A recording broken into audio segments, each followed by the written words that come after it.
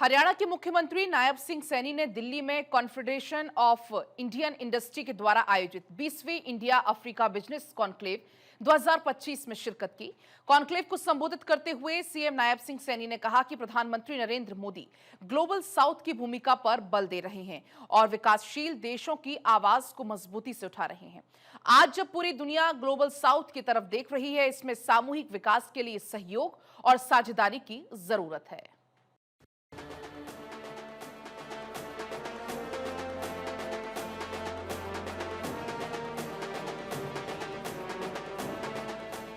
मुख्यमंत्री नायब सिंह सैनी ने कहा कि ग्लोबल साउथ की एकता से ही वैश्विक समस्याओं का समाधान संभव है। उनकी इसी सोच पर भारत और अफ्रीका मिलकर एक ऐसे भविष्य का निर्माण कर रहे हैं जो आपसी विश्वास और सहयोग पर आधारित होने के अलावा प्रौद्योगिकी और समावेशी समृद्धि से पोषित है। भारत अफ्रीका के संबंध केवल बिजनेस से ही नहीं जुड़े, बल्कि इन दोनों देशों का रिश्ता ऐतिहासिक और सांस्कृतिक मूल्यों से भी जुड़ा हुआ है। भारत अफ्रीका के संबंध केवल बिजनेस से नहीं जुड़े हैं, बल्कि इन दोनों देशों का रिश्ता ऐतिहासिक और सांस्कृतिक मूल्यों से जुड़ा हुआ है। पिछले 2 दशकों में हमारा संबंध राजनीतिक और आर्थिक रूप से बढ़ा है। यह आपसी समान भागीदारी और साझा प्रगति का एक प्रमाण है।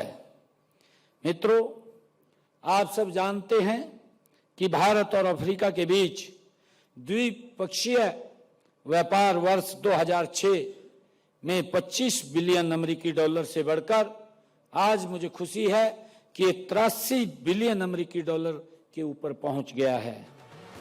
नायब सिंह सैनी ने कहा कि हमारी सहभागीदारी ऊर्जा, स्वास्थ्य, डिजिटल, पब्लिक गुड्स, कौशल विकास, कृषि और शिक्षा जैसे महत्वपूर्ण क्षेत्रों में लगातार बढ़ रही है। उन्होंने कहा कि सीआईआई के सहयोग से बिजनेसमैन, नीति निर्माता और उद्योग विशेषज्ञ एक साथ आकर विचार मंथन करते हुए भविष्य की साझेदारी को नई दिशा दे रहे हैं। यह कॉन्क्लेव केवल बैठकों का एक सिलसिला नहीं है, बल्कि ये उद्यम प्रेरित साझेदारियों का एक जीवंत मंच है। भारतीय कृषि एक महत्वपूर्ण क्षेत्र है। इसका राष्ट्र की अर्थव्यवस्था में महत्वपूर्ण योगदान है। यह रोजगार देने वाले प्रमुख क्षेत्रों में से एक है। ग्लोबल वार्मिंग की चुनौतियों के बावजूद भारत कृषि के नई उत्पादों के मामलों में ग्लोबल लीडर है। नायब सिंह सैनी ने कहा कि प्रधानमंत्री नरेंद्र मोदी के नेतृत्व में कृषि क्षेत्र का अभूतपूर्व विकास हो रहा है। किसान समृद्ध हो रहे हैं। देश के कृषि क्षेत्र में उत्पादन बढ़ाने, संसाधनों के प्रबंधन, बाजार की पहुंच के लिए तकनीक और नवाचार पर बल दिया जा रहा है। कृषि उत्पादन बढ़ाने के साथ उसे टिकाऊ, लाभदायक व्यवसाय बनाना ही हमारा मुख्य विजन है। धान के स्थान पर वैकल्पिक फसलों जैसे कि मक्का, कपास, बाजरा, दालें, सब्जियां और फल, खरीफ तिलहन, खरीफ प्याज, चारा इत्यादि फसलों को प्रोत्साहन दिया जा रहा है। जो किसान धान के स्थान पर इन फसलों को उगाता है तो उसे हमारी सरकार किसान को इंसेंटिव के तौर पर 8,000 रुपए प्रोत्साहन राशि देने का काम करती है। मुख्यमंत्री ने कहा किसानों की आय बढ़ाने की दिशा में नई पहल की गई है। मिट्टी के स्वास्थ्य को बेहतर बनाने के लिए जैविक और प्राकृतिक खेती को बढ़ावा दिया जा रहा है। कृषि कार्यों में सौर ऊर्जा के उपयोग को बढ़ावा देना, सौर पंपों की स्थापना अक्षय ऊर्जा की दिशा में अहम कदम है। डिजिटल प्लेटफॉर्म के माध्यम से सीधे किसानों को बाजार से जोड़ने के लिए 108 मंडियों को ई नाम से जोड़ा गया है।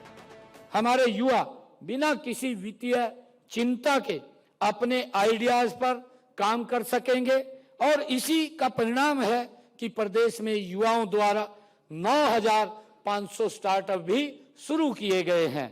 मुझे ये भी खुशी है बताते हुए आप सबके बीच में ये गर्व भी हो रहा है कि आज हरियाणा भारत में स्टार्टअप की संख्या में 7वें बड़े राज्य के रूप में उभर कर आगे बढ़ रहा है।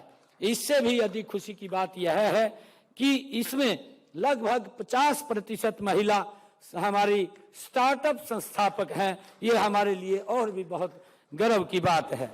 भारत अफ्रीका बिजनेस कॉन्क्लेव में मॉरिशस गणराज्य के वाणिज्य एवं उपभोक्ता संरक्षण मंत्री जॉन माइकल एन सिक यून साउथ अफ्रीका गणराज्य के वाणिज्य उद्योग प्रतिस्पर्धा मंत्री, पाकस्ताओ गिनी बिसाऊ गणराज्य के कृषि एवं ग्रामीण विकास मंत्री, क्वेटा बेल्डे विदेश मंत्रालय भारत सरकार के सचिव डॉक्टर नीना मल्होत्रा, सीसीआई के नामित अध्यक्ष आर.के. मुकुंदन, हरियाणा सीसीआई के अध्यक्ष अभिमन्यु सराफ, तमाम गणमान्य लोगों ने अपने विचार साझा किए। भारत 24 के लिए चंडीगढ़ से डॉक्टर थानेश्वर शर्मा की रिपोर्ट।